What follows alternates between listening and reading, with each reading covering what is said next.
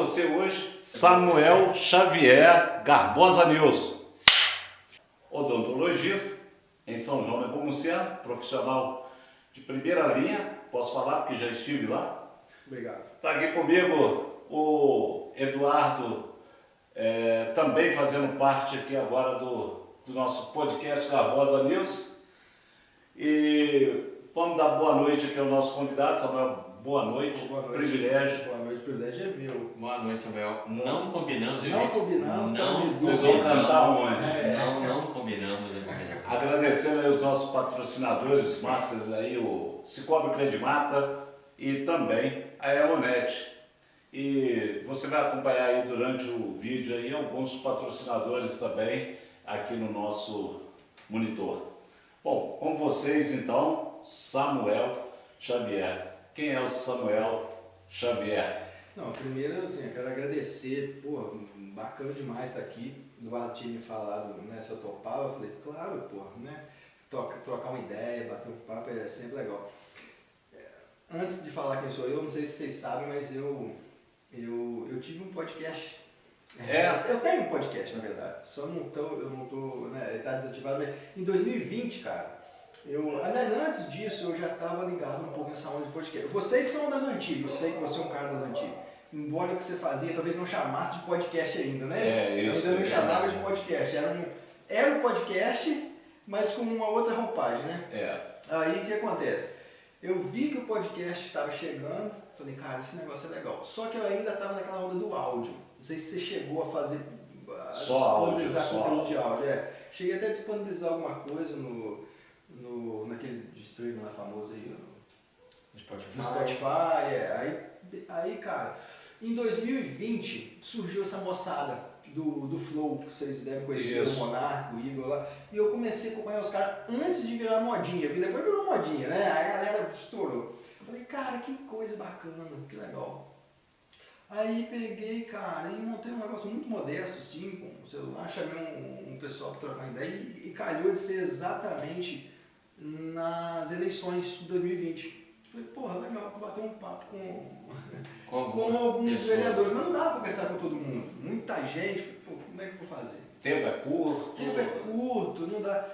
Aí, cara, eu falei, poxa, eu vou fazer uma enquetezinha na internet, são 9 cadeiras, eu vou pedir pra galera votar em que eles querem que eu converse. Os 9 mais votados eu vou chamar para trocar uma ideia. E aí rolou, cara. Aí foram 9 pessoas lá, a gente trocou uma ideia, foi bacana. Inclusive, até repostei esses dias o nosso amigo pastor Alfredo, que foi recentemente, pô, deu bater um papo legal com ele e ficou lá pra história, só para gravado. Então, eu gosto desse ambiente aqui. Então, mas me conta, desses 9 que você entrevistou, algum deles foi eleito? Cara, a Fabiana. A Fabiana foi a única que foi eleita desses 9. Agora, eu estou curioso aqui porque outro dia eu ia até assistir um show, né? O Eduardo me convidou a um show seu. Acabou você não falou quem é mas olha, esse cara também ele faz aí um trabalho legal aí de comédia também, né? Um stand-up, né? Esse lance da comédia foi um negócio assim. Cara, eu falo que eu sou humorista sem graça. Porque eu não tenho o menor tino mesmo, de verdade. Assim. Se você pedir pra contar uma piada daquelas de português, eu não sei contar. Aquela de salão. Mais ou menos em 2018, eu comecei a consumir um pouco desse tipo de humor stand-up. Consumir, ver. E foi algo que me pegou. Eu gostei. Falei, porra, é legal, porque era uma coisa meio nova ainda. Assim, em 2018 ainda era uma coisa muito nova, o stand-up. Embora o stand-up também é uma coisa antiga. Que veio dos Estados Unidos, a cultura deles lá e tudo, mas no Brasil a gente já tinha o Chico Anísio que fazia, o próprio Jô Soares. Tem um outro também dos antigos, um senhor que eu não me lembro o nome dele, que é dessa linha aí. Só mudou o nome, né? Eles não usavam o nome stand-up.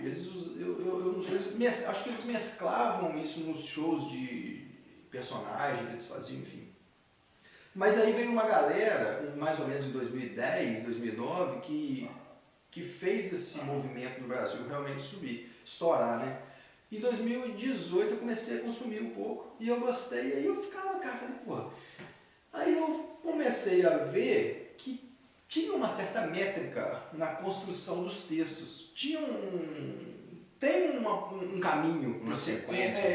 Tem um caminho para você construir algo que, em teoria, culminaria numa risada. Falei, porra, esse negócio é interessante. Então eu não preciso ser engraçado. Eu não sou um cara engraçado. É só contar o fato. Talvez se eu conseguir entender essa dinâmica, eu consigo fazer alguém rir.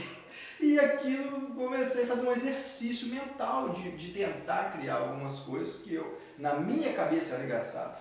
Mas o interessante da comédia é isso, porque enquanto está na sua cabeça, você não sabe o que é aquilo. Enquanto você não fala com alguém e alguém, pô, você não tem nada a ver. Ou então, pô, isso aí é engraçado, é só algo que está na sua cabeça. Então, comecei a escrever uns textos que eu julgava ser engraçado e ficava às vezes tentando recitar aquilo, tentando dar uma entonação, tentando dar um tempo para aquilo. Aí, cara, em 2019 mesmo, se não me engano, teve uma galera aqui de São João que tinha os enfesados, não sei se chegou a conhecer a galera. Pedrinho, aquela Sabone, exatamente. Eles fizeram um evento, diziam fazer um evento de humor lá na Bob Naturi. E aí eu falei, porra, deixa eu participar disso aí, cara. Deixa eu falar umas besteiras aí que eu tô escrevendo. Eu falei, porra, claro, vem cá, isso aqui. Aí eu fui e fiz o texto. Mas, cara, falei muita asneira. Falei muita besteira, falei 20 minutos de besteira e o pessoal riu pra caramba. Eu falei, porra, legal. Porque o objetivo, assim, o objetivo meu era levar a risada. E isso eu consegui. E isso foi algo, assim, despretensioso, no sentido de que eu não sou profissional, né? Eu tava querendo fazer uma brincadeira, e foi mesmo uma brincadeira. Depois disso eu conheci um pessoal em Juiz de Fora que faz comédia stand-up. E eles abriam para quem quisesse se arriscar. Eles, inclusive chama Open Mic, né? Microfone aberto, né? Então, falei, pô, vou lá. Aí fiz contato com os caras e aí, numa das noites eu me apresentei lá com os caras, foi legal, caramba. Falei, cara, que legal, deu certo aqui de novo. Aí achei que eu tinha virado humorista. Falei, cara, funcionou. Funcionou, né? Aí... Deu certo. Falei, cara, eu consigo fazer isso daqui. Aí uma terceira vez que ia rolar em Ubá com essa galera, me chamaram pra ir. Falei, pô, vai dar certo, né? Rapaz, mas foi uma água. Confiar. Por quê? Porque, cara, assim, o que acontece no humor? As variáveis são muito, cara. São muitas variáveis. Tem tudo para dar errado. A plateia, né? O tipo de plateia. A plateia influencia demais. A plateia, ela não pode ser culpada pelo fracasso. Nunca culpa a plateia. Lógico que a culpa está sempre em quem se propôs a fazer e não conseguiu. Mas a plateia, o feedback da plateia é uma interação assim que é essencial para o humor funcionar. Esse tipo de humor, por exemplo. Porque é uma coisa muito rápida. Mas é para tudo, né, Samuel? Porque eu fiz muita palestra também, faço de vez em quando, e quando você encontra uma plateia que está disposta a participar... A ser recíproco. E quando você também agrada, né? Tem isso também, né? Sim, tem que pegar a veia, né? Sim. Aí é muito legal. Sim. Mas acontece mesmo de... Mas lembra de alguma coisa aí que alguém gostou? Não, os meus textos, são textos assim, às vezes até meio inocência. Eu falo assim, o pessoal fala que a maconha é a porta para as outras drogas. Não acredito, não. O problema mesmo começou foi com o biotônico Fontoura.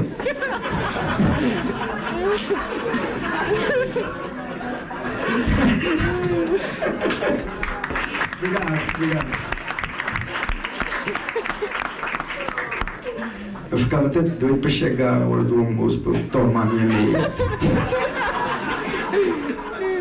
Você pode ver que é o mesmo esquema que os pinguços usam até hoje. Vou tomar um para abrir o apetite. Mas o negócio ficou pior mesmo, cara. Foi quando nós começou a cheirar aquelas folhas de estêncil. Era uma brigalhada danada pra ver quem que ia buscar o mimeógrafo.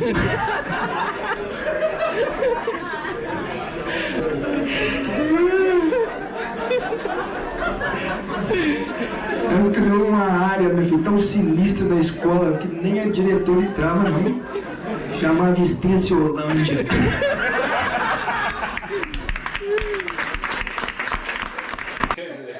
Tinha álcool dentro com tudo. É uma coisa boa, Mas inocente. E você tem que pegar uma plateia que saiba Não, pelo tem menos uma que plateia é que tem referência. o mimeógrafo, né? Exatamente, porque o humor, ele tem muito dessa questão de referência. E aí, desculpa, eu não sei se vai falar alguma coisa, mas aí eu notei que eu tinha, assim, uma coisa meio involuntária, os meus textos remetiam a coisas do passado, que eu julgava que as pessoas iam achar engraçado, e às vezes nem era, entendeu? Não, mas é isso que eu ia te falar agora. Eu vi a entrevista do Paulinho Gogó outro dia, com o Vilela, e ele fala que muito das piadas que ele hoje executa tem muito a ver com o cotidiano dele e que acontece. E ele falou que quando ele trabalhou um período com o Golias, que ele perguntou ao Golias se ele precisava criar um personagem, que tem muitos humoristas que criam personagens para se travestir de personagem e ficar fácil de falar. O Nelson da Capitinga, o próprio Chico Anísio. E eu, na época, o Golias falou: não, você não precisa ter um monte de personagem.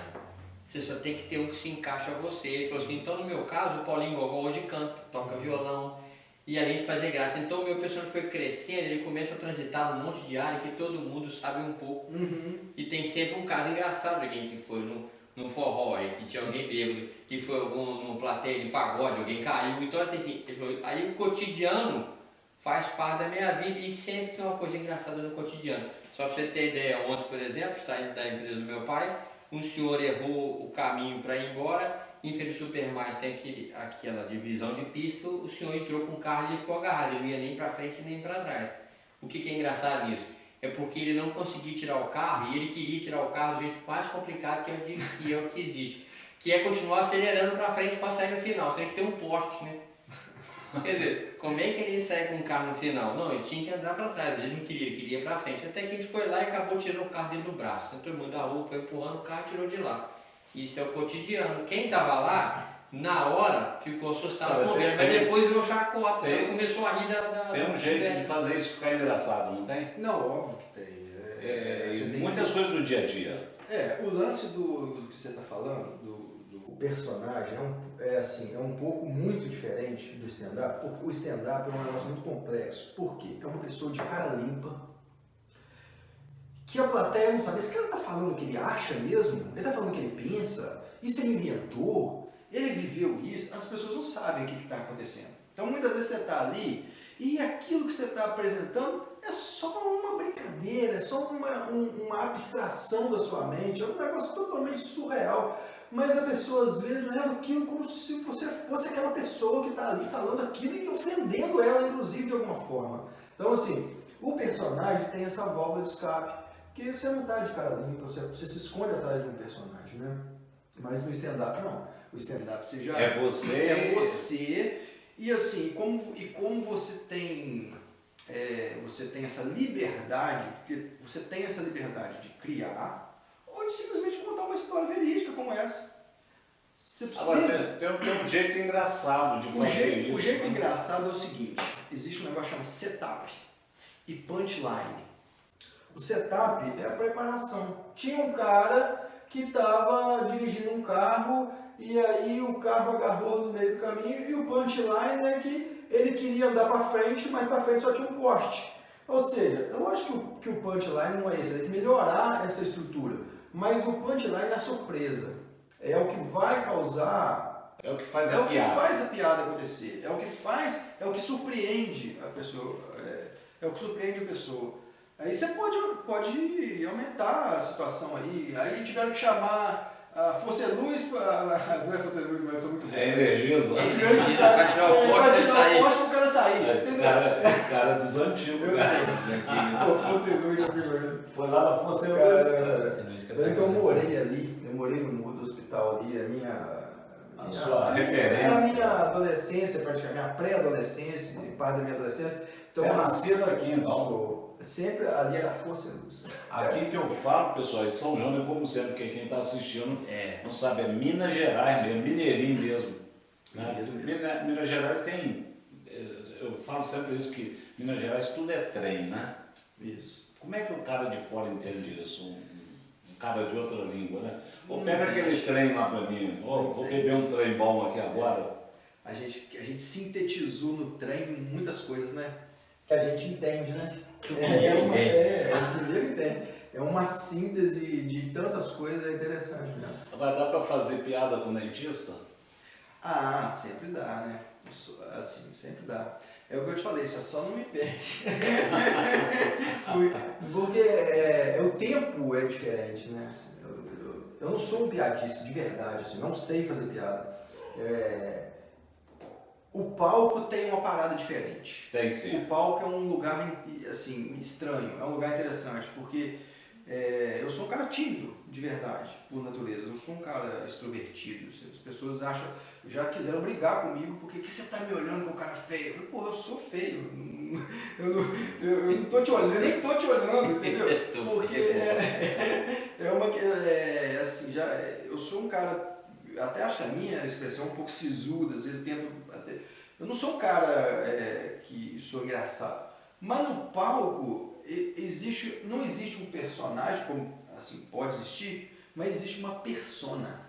O palco é mágico. Exatamente. Do jeito que o palco atrai. O palco é top, cara. O palco é maravilhoso. Quando acende as luzes, você não vê ninguém na plateia? Depende de quem está na iluminação. Porque literalmente você pode não ver ninguém, né? Mas não, eu vejo, cara. Eu vejo.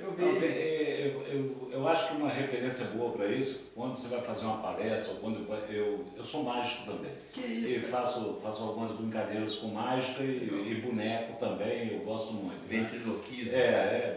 Um pouquinho de cada coisa, né? Que legal. Foi no circo também. Hoje, acho que eu sou um dos poucos que anda de monociclo até hoje. Né? É mesmo? Ontem mesmo andei aqui um pouquinho, meu menino gravou aí. Que legal. Mas é assim, quando você chega no palco, quando você tem algo para transmitir, realmente é um lugar mágico. É legal. Ele cria alguma coisa no palco que faz a pessoa se transformar. Essa ambientação, eu acho, igual a plateia, ela libera muito você, para às vezes até você entregar melhor aquilo que você preparou. Escrever um negócio ruim, às vezes você faz um negócio que você sabe que funciona, você já até testou, já usou e de repente não funciona. Isso às vezes desestrutura todo um tempo aqui só os profissionais de humor, as pessoas que têm rodagem, conseguem às vezes resolver a situação ali, mas, por exemplo, eu que não sou profissional, eu que faço por brincadeira, quando quero fazer, sem nenhum compromisso, aí você toma uma dessa, você perde às vezes até o rumo, cara. E pra você, aí o que acontece? Como você fez ali 20 minutos, 15 minutos de texto, cadenciado, amarradinho um no outro, poxa, você esqueceu uma piada, você não sabe onde você está mais. Aí você fala, caramba, aí você tem que procurar o set que você imaginou, lembrar. Só que isso, com uma plateia na sua frente, te esperando para rir. Então, assim, é um negócio punk. E não rindo, né? E não rindo. Que é o pior, né? Então, nessa entrevista que eu vi do Paulinho Gogol, ele conta que em toda cidade que ele vai fazer um show, ele sempre convida alguém da cidade. E a pessoa fala, não, fulano faz stand-up, e ele convida. Ele falou que ele foi, aqui em Minas, eu não lembro se a cidade era Varginha ou Pouso Alegre, ele convidou alguém, o rapaz pediu para fazer o trabalho no Viçosa, pediu para fazer o trabalho. E o rapaz foi, ele falou assim, primeiro que o rapaz chegou lá para contar piada de terno. Então, você tem que ir pôr de terno para fazer piada, vai ficar meio estranho. Mas ele deixou. E aí o rapaz começou e nos seus 10 primeiros minutos, nada que o rapaz falou causou nada. Aí começaram a gritar na plateia. vou pegar meu dinheiro de volta, hein? Eu vou pegar meu dinheiro de volta. E ele falou assim, eu estava lá atrás escutando aquilo, e eu falei, meu Deus, será que ele não vai acertar ali? Ele falou, começou a me dar uma agonia. Ele falou, quando foi a terceira vez que o cara gritou que queria o dinheiro de volta, eu falei, não tem jeito, eu invadi o palco, agradeci o rapaz e saiu. E aí ele falou, aí nessa hora a experiência do humorista vale a pena. Que ele gritou pro cara, assim, ó, você que pediu o dinheiro de volta? Vai pegar não, meu irmão, você tem que acabar de assistir o meu show também, para depois você ver se você vai querer o seu dinheiro de volta. Quer dizer, ele conseguiu pegar ali o gancho, fez daquele gancho trágico uma piada, aí todo mundo riu, e ele então entrou com o texto dele. Mas tem um negócio, então, peraí, aí só que tem uma questão. Às vezes é ruim mesmo. Não, ele às vezes é muito ruim. Não, ele falou que realmente a piada do rapaz não estava encaixando porque era bom. Então, o que acontece? Como eu consumo um pouco desses caras, então eu conheço um pouquinho, às vezes, os perrengues que eles contam, né? Nem sempre em piada, mas às vezes em podcast mesmo, pra ideia, e tem muito fracasso, cara. Desses caras que são os top, as cabeças. Mas quem não fracassa, né? Exatamente. Agora você imagina um cara que começa, porque, cara, tem sempre um engraçadinho do churrasco, né? O cara que acha que é engraçadinho, fala, pô, isso aí que você faz é muito fácil. Eu vou fazer também, só que não faz. Não faz, porque o cara, ele é engraçadinho, às vezes, mas ele tem 2 minutos de coisa engraçada e o resto. Entendeu? E os outros 20 minutos que você precisa entregar. Aí o cara só fala besteira, às vezes fora da arte mesmo. Não, e o engraçadinho de churrasco normalmente espera dele só um ponto de ele quer zoar alguém que ele já conhece. Exatamente. Quer dizer, vamos zoar o Paulo que ele está de óculos, vamos usar o Samuel que está de touca, vamos usar os dois que estão de camisa listrada, xadrez. Ele não tem uma sequência para ele encatar. Não tem pedido para entrar num negócio desse não, né? Ele tem que arriscar, tem que arriscar. E o legal é que é democrático. Todo mundo pode fazer, cara. Você pode imaginar uma história, você pode lembrar um fato. Quem não tem um fato engraçado, cara? E você fala, poxa, isso daí vira um texto. E, cara, às vezes... vai ser um texto legal para você vai contar ele, então. Eu vou escrever, aconteceu comigo, vou te passar. Isso é uma coisa que eu não sei se funciona. Será que não? Não, vou te explicar. A mágica do stand-up, a mágica é ser autoral. O stand-up, ele não exige nada de ninguém. Não, você pode... Você pode me dar um texto. Hoje a galera profissional, eles não tem tempo para poder ficar pensando em piada, escrevendo um texto de 1 hora, 1h20. Mas em cima de um texto você cria. Sim, o que eu quero, é lógico, o que eu quero dizer é o seguinte, hoje a galera tem a galera que escreve piada para eles, escreve piada. Como um cara que tem um programa diário, que ele vai ter lá, 30 mil piadas novas todo dia, o cara foi uma máquina. Na maioria tem uma equipe de redatores lá que estão escrevendo e entregando piada. Tudo bem, isso é comum. Mas o stand-up, ele tem uma particularidade que é você ser autoral. É você ter coragem de subir lá no palquinho, pegar o microfone e falar assim, eu vou contar isso daqui, entendeu? E aí, se rirem, riu, se não rirem, amigo, você pensa melhor e volta outro dia, entendeu? Sim. É muito legal você exercitar isso. Você fala, cara, uma outra coisa, cara, igual eu tenho um personagem também, você conhece, né? O Zé Broa. Eu criei um personagem. E eu esqueci o que eu ia falar. O personagem dele, o mais interessante é a prótese dentária que ele fez, o personagem. Entendeu? E o personagem dele usa óculos escuros sempre. Ele veio hoje? Mistura o jargão do homem da roça com tudo que você fala na cidade. Então ele misturou, e aí meu irmão, tudo bem? Com o que o homem da roça fala. E ele solta as pérolas. Não, o Zé Broa, cara. O Zé Broa, na verdade, é o seguinte. Eu até coloco no final dos meus vídeos assim, o humor é a maneira pela qual eu me vingo do trágico. Porque o humor, pra mim, é um pouco a vingança mesmo daquilo que é trágico. Porque a gente vive muitas coisas trágicas. Se você fizer uma retroanálise aí dos nossos últimos anos, o que não falta é tragédia. E o humor, cara, o humor é uma válvula de escape. O humor é um alívio pro ser humano, sacou? O ser humano não suporta viver todas essas expressões sem extravasar. E a risada, eu acho que ela tem um mecanismo fisiológico de descontração, de você harmonizar uma situação que... Cara, tem alguém que diz que o humor ele é a desgraça mais o tempo. O humor é isso, você pode olhar. Olha uma coisa ruim que aconteceu, eu espero que tenha passado e vê se você não ri daquilo depois. Não, você só vai rir daquilo que foi trágico mesmo na sua... Não é? Por isso que não existe humor do bem, cara. Esse humor, hoje as pessoas, elas se irritam, elas se acham ofendidas, cara. Mas tem um pouco de ofensa no humor mesmo. Porque quando você zoa uma coisa, quando você brinca com uma característica, quando você faz um negócio, você está aliviando uma tensão mesmo. Só que aí às vezes a pessoa acha que... Mas não é esse negócio do politicamente muito correto hoje que atrapalhou tudo isso, não? Tem um monte de texto que brinca com antigamente não era bullying, hoje é, né? Então, isso daí é uma discussão que ela é quase ela é perpétua nessa área, né? Todos os humoristas discutem qual o limite do humor. Não tem. Não tem. Aí a galera fica, não tem, mas tem. O limite do humor é não sei o quê.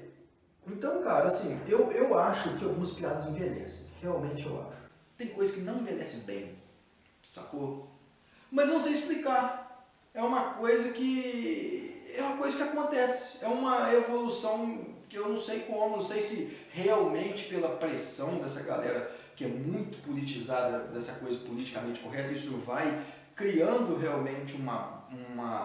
Mas tem certas piadas que eu acho que envelhece mal mesmo. Eu falo, pô, isso eu falei, não falaria de novo, não pega bem, não é legal. Eu acho que é muito também aquela questão de quem está assistindo, né? Porque eu assisto alguns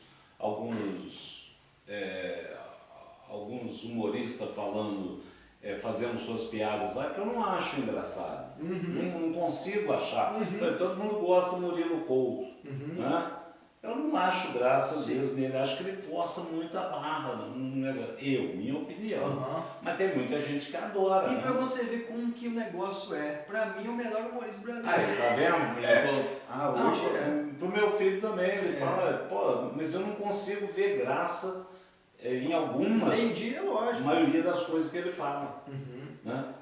É porque o Léo Lins também é até muito processado bastante processado, né? por falar. Ele vai para uma linha realmente muito pesada, né? Assim, ele transita, tipo assim, se existe uma linha, ele está no oposto, assim, ele está no extremo do perigo de ser realmente o cara que vai...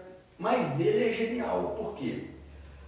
Porque ele fala atrocidades, mas ele fala piada. Aquilo é uma piada. Você pode não gostar, mas aquilo está dentro de um gênero que se chama piada. Por exemplo, existe um gênero que se chama terror. Eu odeio terror. Eu odeio terror. Eu não tenho o menor prazer em assistir filme de terror. Nunca tive na minha vida. Também as pessoas adoram. Tem gente que gosta. É um gênero. Tem coisa que é drama.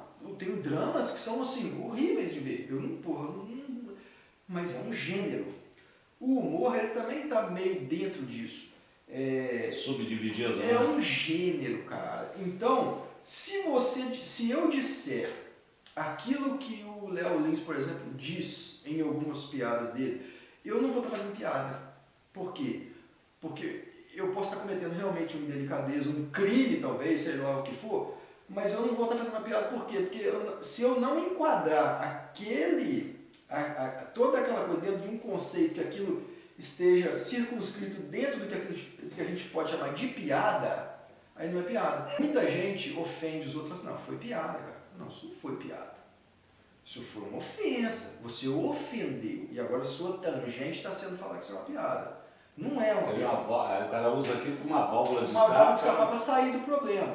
Mas se você for ver, não tem setup, não tem nenhuma preparação de viagem. Então, é uma ofensa gratuita. Então, eu estava vendo um podcast do Carioca, mas do Bola, que era do Pânico, que assim, os dois falaram que eles não são humoristas. Eles faziam quadros no Pânico, mas eles não são humoristas, porque tem diretor, tem quem dirigiu o quadro e tal. E eles foram entrevistar o Igor Guimarães. Esse cara é genial. Né? Então, e ele falou que o Igor entra no palco com meia dúzia só de piada no setup, o resto ele cria na hora.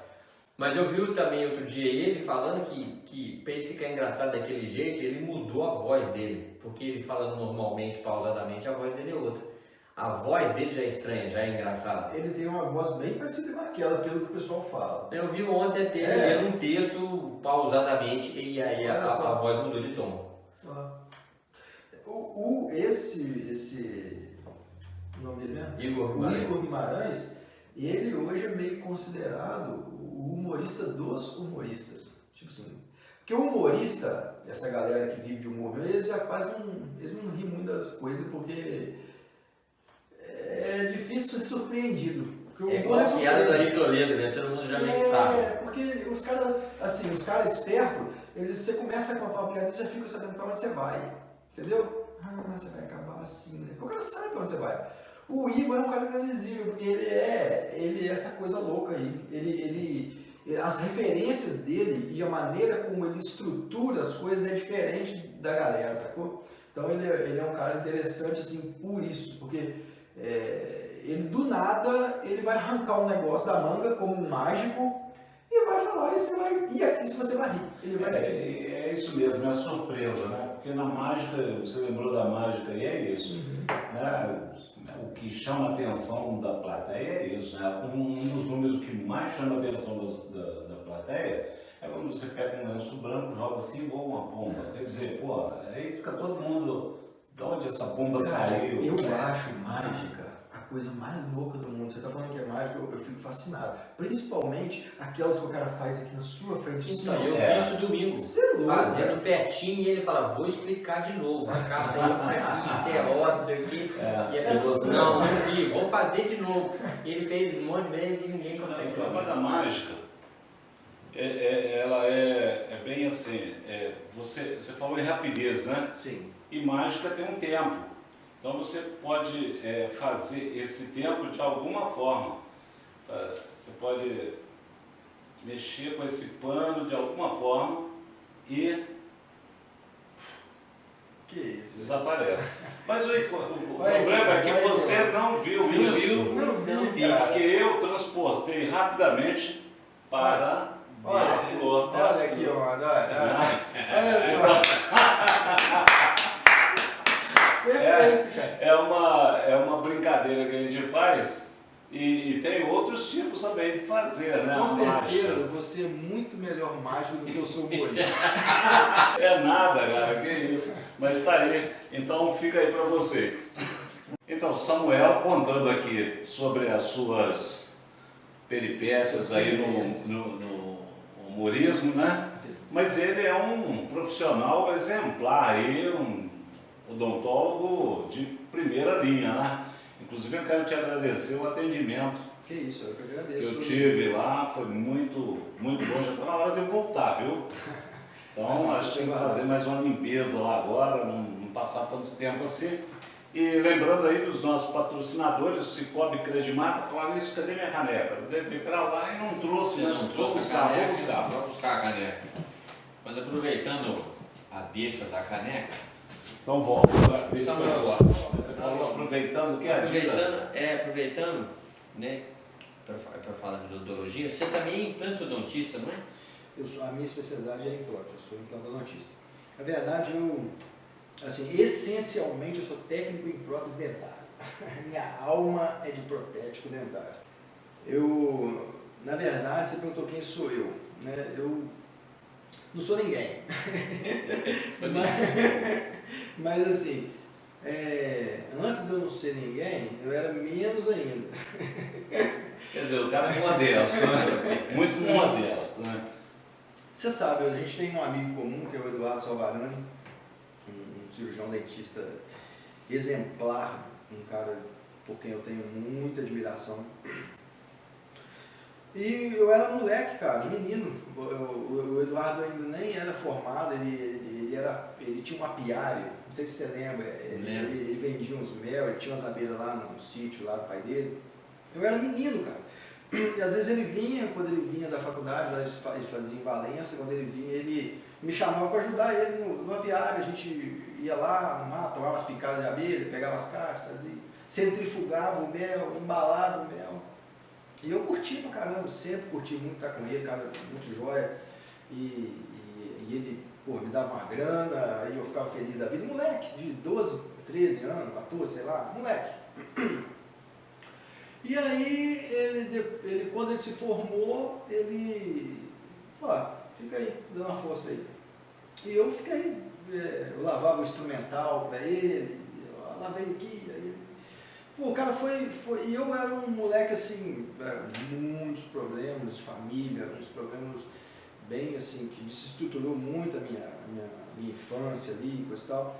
E ele era um cara que me dava um norte, sacou? Eu fiquei muito tempo, eu formei na quinta série, fiz PhD na quinta série. Nunca tomei pau, mas também nunca cheguei até o final do ano. Eu sempre evasava. Então, antes do meio do ano eu já tinha arrumado uma desculpa, já tinha saído, já não tinha terminado aquele ano, coisa e tal. E aí ele falou pra mim uma vez, falou, o negócio é o seguinte, cara, se você quiser continuar me ajudando, você vai ter que estudar. Eu não quero ninguém burro trabalhando comigo, não. E você vê como é que são as coisas, né? Hoje as pessoas são cheias de mimimi, né? E ele me deu uma palavra dura, assim, e eu queria muito continuar com ele ali, gostava muito de estar ali. E eu falei, cara, e agora? Eu falei, agora eu tenho que estudar, né? Agora eu vou ter que estudar. Agora eu vou ter que estudar se eu quiser continuar. E aí foi isso que rolou, cara. Aí eu fui estudar e passei, saí da quinta série. Sabe, uma façanha. Eu consegui sair da quinta série, eu achava que era impossível. Você fez aonde a quinta série? Eu fiz no Polivalente. Isso aqui é ficar eternamente na quinta série. Achei que eu ficar na quinta série, falei, não tem como sair da quinta série. E aí, cara, fui embora, fui estudar e coisa e tal. E aí depois eu comecei a gostar da prótese, comecei a brincar com algumas coisas, levava cerinha para casa e o instrumental, ficava tentando esculpir um dente, ficava tentando fazer umas coisas horrorosas, mas ali foi o início da parada. Pô, olha isso aqui, tava horrível, sabe? Achava que era um dente, parecia mais uma bola de gude o negócio. E aí, cara, o Eduardo é meu irmão. Ele pagou para mim parte do meu curso de prótese na época. Você quer estudar prótese? Vou te ajudar. Ele pagou parte do meu curso de prótese, eu fui para Juiz de Fora.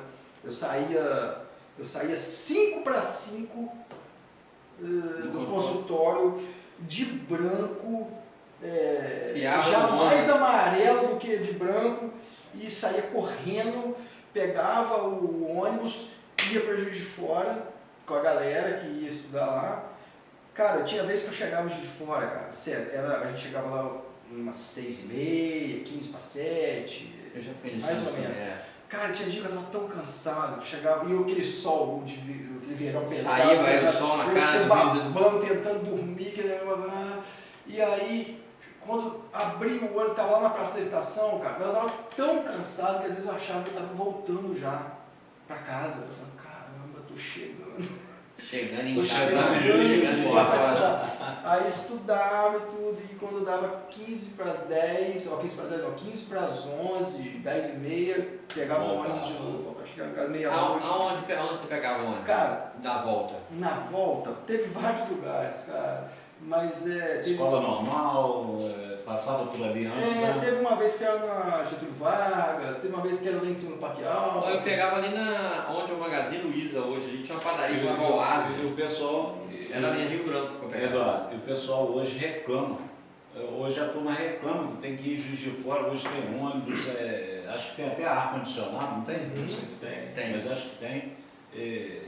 Não, eu não sei, mas assim... E aí você formou em... Aí eu me formei em prótese dentária, numa escola extinta que não existe mais, chamada CEPRO. Me formei e aí eu continuei trabalhando com o Du, continuei fazendo prótese para ele e, porra, feliz da vida. A odontologia nunca foi um sonho para mim, nunca quis. Você foi meio assim no... Não, na verdade, cara, assim, eu sempre me identifiquei com a prótese dentária, eu sempre gostei de fazer prótese dentária. A minha carreira, ela seria avançar mais em prótese dentária, né? Mas aí, cara, eu não sei porque teve um momento que eu falei, cara, eu vou fazer odontologia.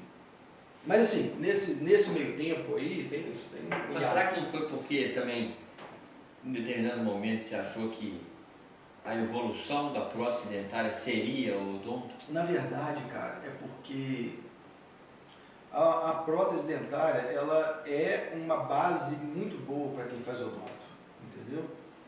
Você conhecer prótese dentária te dá uma vantagem muito grande. Essa é uma realidade. Eu acho fantástico o cara que faz isso, cara. É muito legal. E você falou do Eduardo, né? Você falou do Eduardo. Eu vou complementar. Eu sempre falo que nós somos assistidos várias vezes nas nossas vidas por os alquimistas. Era o químico prático. Nós tivemos alquimistas nas nossas vidas que fizeram transformação no nosso modo de pensar, e eu acho que essa conversa daqui agora pode ser também, para quem estiver ouvindo, né, quem passou por isso vai se identificar. Nós encontramos pessoas na vida que realmente traçam uma linha para você seguir. Eu acredito muito nisso. Eu tive várias pessoas que me ajudaram durante toda a minha vida.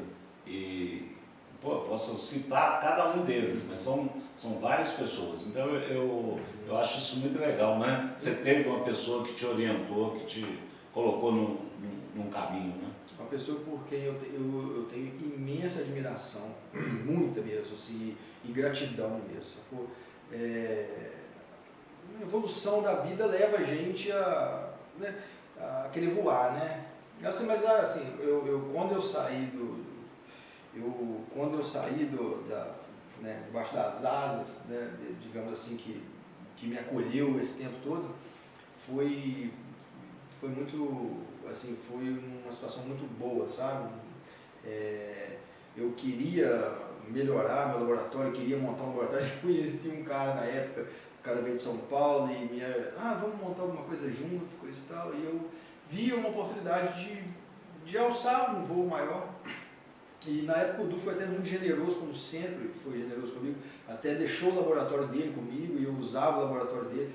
Mas aí depois a gente saiu, uma série de coisas, e acabou que não deu certo com o cara, e eu acho que talvez isso possa ter, de alguma maneira, me motivado a querer estudar mais depois, e eu falei, quer saber, eu vou fazer odonto. E hoje você faz implantes? Sim. Ou não? Não faço. Faz. E quem quiser falar com você, ir te visitar lá para fazer uma consulta, né? Sim. Como é que ele te procura? Pode falar ali, ó, olhando aqui. Então, a gente está ali na Avenida Carlos Alves, né, 522.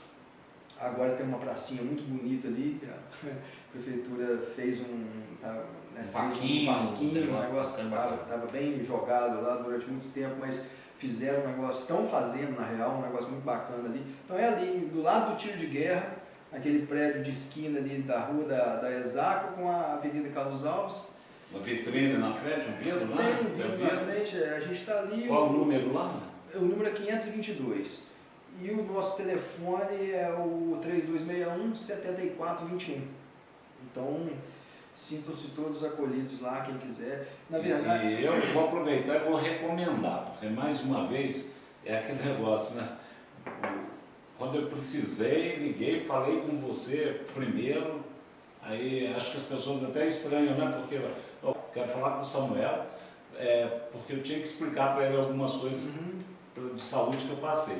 Ele me atendeu prontamente e fez um trabalho espetacular. Legal, te agradeço. Muito legal mesmo. Consideração super recomendado aí. Samuel, desmistifica pra gente, porque quando se fala em implantodontista, implante dentário, 90% das pessoas pensam só na estética, que vou ficar com os dentes certinhos, com os dentes e tal, mas na verdade fica também, mas o profundo, a necessidade nem é essa, né? Na verdade, assim, a estética é uma coisa do ser humano, né? O ser humano, eu vejo a estética um pouco como saúde também. Mas, se a gente olhar numa ordem de prioridade, na verdade também não, é mesmo, né? A gente se sente bem quando a gente se vê bem, né? Claro. Mas, numa ordem de prioridade em saúde, eu acho que a função está na frente. Então, assim, na verdade, eu não sei se está na frente. Anda junto, na real, né? Mas, para tentar elucidar o que você está falando, a estética é um braço desse organismo que tem que funcionar, né? Que é a boca. Você precisa conseguir mastigar, você precisa conseguir deglutir, você precisa conseguir usar de todo esse sistema que a gente tem, que eu chamo de sistema estomatognático, que começa na boca, que é o que vai nutrir todo o seu corpo, cara, dali pra frente, sacou? Então, assim, o implante, você fez uma pergunta do implante. O implante é de longe e unicamente a forma mais próxima que nós inventamos para repor um dente perdido. Essa é a parada. Eu estou te falando isso porque na minha família tem uma dentista, apesar que ela já faleceu, a tia Cleusa, e ela falava sempre, que ela sempre cuidou dos meus dentes enquanto ela pôde, que ela falava assim: você quer ter saúde, você quer ficar velho com saúde, mantenha os seus dentes. Quanto mais tempo você tiver dente na boca, mais saúde você vai ter. E fazendo uma comparação muito esdrúxula entre dente humano e não humano, tem uma pesquisa da Universidade Federal de Viçosa, que há uns anos atrás, eu morava aqui ainda, isso deve ter mais de 20 anos, que a Faculdade Federal de Viçosa fez um estudo em implantar dente nas vacas leiteiras de alta lactação, porque elas diminuíam o leite, porque elas perdiam os dentes. Para de ruminar? Então elas não comiam, quando não comiam, não a função aí. Não ruminavam. A vaca não precisa de estética, mas olha como que a função foi... Está priorizada aí, né? E aí eles começaram a fazer implante dentário para aquelas vacas que valem 200 mil, 100 mil. Cara, vamos botar leite, porque ela não pode parar de... Não é dar leite, ela vai procriar, precisa da cria dela. Mas é isso que eu ia falar. Você imagina, a vaca, ela é turbinada para dar leite, né? Mas se ela não fosse turbinada, se ela estivesse solta lá no pasto, apenas comendo capim e fizesse os implantes nela, proporcionalmente, ela iria aumentar a lactação também. Porque é fisiológico. Ela vai precisar de dar leite para o bezerrinho. Então, assim, é lógico que a função, ela porque envolve tudo, cara. Quando você perde, eu aconselho muito meus pacientes, assim, quanto mais jovem você cuidado, deixa eu inverter. Quanto mais precoce você tiver problemas de dente, mais problemas de dente você vai ter pro resto da sua vida. Sim. Entendeu?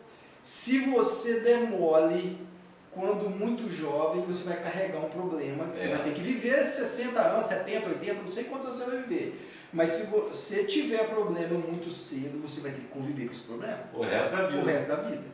Entendeu? E esse problema, ele é um restaurado que vai soltar, é um restaurado que vai infiltrar, é um canal que vai reinfectar, é uma resina que vai infiltrar, ela vai escurecer, sacou? É uma superfície que antes ela era toda lisinha para o fio dental correr bonitinho, limpar, que agora não vai ser tão lisinho mais, assim, por melhor que você queira fazer, não é igual a superfície que está ali. Então você carrega um problema pro resto da sua vida. Então, vocês não me pediram conselho não, mas eu deixo um conselho para quem é pai, mãe. pega no pé, olha enquanto é cedo. Escovar os dentes. Cara, porque o prejuízo depois ele é muito grande. Eu falo para as pessoas, não é um prejuízo financeiro, embora seja também, mas é um prejuízo biológico. Não, mas antigamente não tinha muito esse cuidado, né? Antigamente falava em arrancar. Estou falando de. Não, mas há pouco tempo. Anos, não, nem pouco não. Acho que ainda hoje acontece isso. Eu conheço gente que no período de 20 anos, por não ter condição financeira para tratar o dente, resolveu extraí-los. Eu conheço. Mas, Samuel, o conselho é sempre bem-vindo, então quer reforçar? O conselho é esse. O conselho é cuidar, cara. Porque saúde bucal, ao contrário do que as pessoas pensam, não é ir no dentista arrumar o dente. Arrumar o dente é um paliativo. Arrumar o dente é uma situação de você dar uma sobrevida para uma parada. Mas o lance, cara, é você não precisar de tratar. O lance é você se cuidar de tal maneira que o que vai precisar de fazer vai ser um acidente na sua vida, não vai ser uma regra. Sim. Entendeu? Não é que às vezes eu tenho que tratar de você não tem que tratar de dente. Você vai tratar de dente se precisar. Mas a gente tem como evitar muitos dos nossos problemas, cara, com uma parada muito simples e muito arcaica, que se chama fio dental. E escova de dente, cara. Uma vez eu conversando com o Laí Ribeiro, que ele é um dos palestrantes que a gente acompanhava sempre aí, e ele falava isso. Mas eu tenho que passar em todos? Aí ele falou, não, só naqueles que você quer que não caia. Só naqueles que você não tem. Boa. O fio dental, cara, ele é um negócio traiçoeiro, porque as pessoas não fazem o uso correto do fio dental, não fazem a frequência que tem que fazer. E aí, cara, elas criam um problema muito grande na gengiva. A gengiva de muita gente sangra. Por quê? Porque você não passa o fio dental com a frequência que precisa passar e nem da maneira efetiva. O que você faz? Você prolifera micro-organismos que está num nicho escondidinho, quentinho, úmido, com carboidrato à vontade, esperando para fermentar. Ali você tem a fórmula perfeita para se lascar. Sacou? E tem gente que tem o que a gente chama de limiar de dor muito baixo. Tem gente que tem limiar de dor alto. Tem gente que uma mínima descalcificaçãozinha tô com dor. Você fala assim, pô, esse cara tá com essa dor toda mesmo? Tô, cara. Você nem acredita. E tem gente que, velho, o cara tá lá. Aí um belo dia ele fala assim, um aqui, eu não sei o que é. Aí você, pô, não tô vendo nada, seu dente tá lindo, tá bonito. Vamos fazer um raio-x.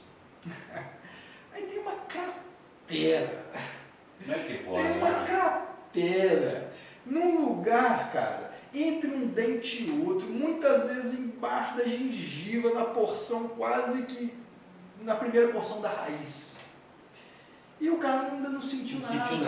Quando ele foi sentir, cara, já era um estrago gigantesco. Aquele dente já vai ficar, é onde eu falo, o prejuízo biológico, além do prejuízo financeiro, porque o cara vai pagar para tratar.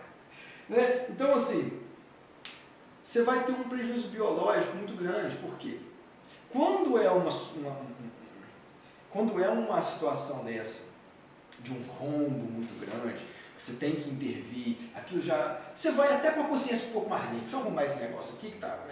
Mas, cara, às vezes nem é um rombo muito grande. Às vezes, numa radiografia, você descobre uma carizinha incipiente, cara, pequenininha, mas num lugarzinho que para você acessar ela... É difícil. Você tem que ferrar com boa parte do dente. Entendeu? Como que você vai acessar aquilo lá, cara? A broca não vai, o dentista não enxerga, o negócio está lá embaixo, muitas vezes invadindo uma área que a gente chama de espaço biológico, que é uma área que não é mais da coroa, já é uma área da raiz, onde outras estruturas anatômicas e biológicas têm que estar preservadas e vai ser invadida. Aí aquele tecido, para sempre, Será um tecido que você falou que tá assim, porra, não queria que você tivesse mexido em mim, cara.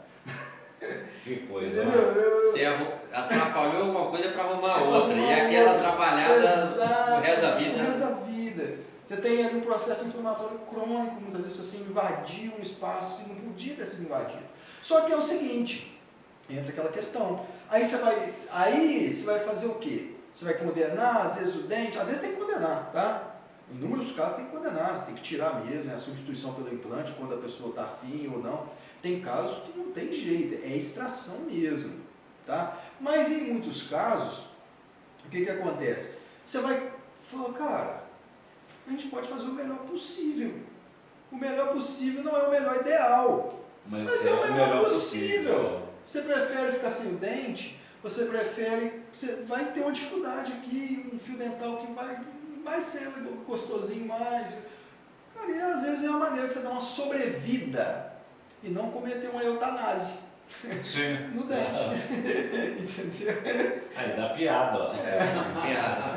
Que às vezes tem que ser, às vezes a gente tem que fazer. Infelizmente, às vezes o melhor para o indivíduo naquela situação é perder aquele dente. Mas a gente sempre tenta salvar, né? A gente sempre tenta levar para preservação. Samuel, acho que alguma coisa mais que você gostaria de ressaltar entre as áreas aí, seja cômica ou profissional? Não, cara, assim, mais agradecer vocês pelo convite aí, por me sentir honrado, prestigiado por vocês. Esse episódio é qual? É o zero qual? É o 01. 01. O episódio 01, os caras me chamam aqui, vocês não têm juízo, não? Não. Ó, você perguntou se nós temos juízo, você tem conta no Cicobi? Pois é, vou abrir. Então, o Cicobi é um dos patrocinadores aqui do Garbosa News. É a nossa cooperativa de crédito e está convidado a ir lá tomar um cafezinho, né? Sim, fica aí à vontade para ir lá tomar um café. E a Elonet, que é uma internet ultra mega rápida, como o Eduardo diz. Presente em várias cidades da região. Mais de 20 cidades aí na região. Você que se está pensando em contratar um plano de internet, é na Elonet. Isso aí. Samuel, muito obrigado. Suas considerações finais aí? Então, agradecer vocês e eu quero mandar talvez a gente não... A data talvez não vá bater, não sei quando vocês vão lá soltar esse vídeo, mas hoje eu estou fazendo 19 anos de casado. Parabéns, Hoje, parabéns. 19 anos de casado. Então vamos falar a data. Com a O minha dia de hoje gata. é dia 21 de Hoje, julho. dia 21? Isso. Está fazendo? 19 anos, casei em 2003. Então, tem festa hoje. Hoje tem festa. Hoje tem festa. Hoje tem festa. Já está preparado para a festa? Claro, tá tudo Então, lá. tá vendo? Ainda bem que a gente não atrapalhou, a gente fez cedo aqui. Bem cedinho, nós estamos gravando aqui, é gravado. Tá tudo... Provavelmente você vai assistir amanhã ou depois de amanhã, né? Mas aí, Mas tá valendo. Tá valendo para você hoje, 21. Parabéns. Valeu. Obrigado. Tá? Mas, Muito obrigado. Samuel, a gente... Mas calma aí, vou ter que falar. Eu quero mandar um abraço, um beijo pra minha gata. Ah, pra sim. minha esposa. Dizer que eu te amo. Obrigado por esses 19 anos que a gente está junto. Que você tem me completado, me feito muito feliz. Espero retribuir todo esse amor que você despende a mim. Te amo. Aí, olha. Parabéns aí. Mas você não falou o nome dela. Ida. A Ida, né? Professora Ida. Professora Ida aí, ó. Parabéns pela data de casamento. Faço voto que você continue muitos e muitos anos. Muitos anos. Várias bodas. Né? Isso aí. Eduardo, obrigado pela sua presença também. Você aqui, agora o Eduardo com a gente aqui também. O Ney Medina também. Falando de esporte. Falando de esporte e vários esportes aí, né? Então acompanhe a gente aí. Inscreva-se no canal da Garbosa News no YouTube. Acompanhe aí pelo Instagram, Facebook, nas redes sociais. É para você, Samuel Xavier, aqui hoje no Garbosa News. Vem comigo.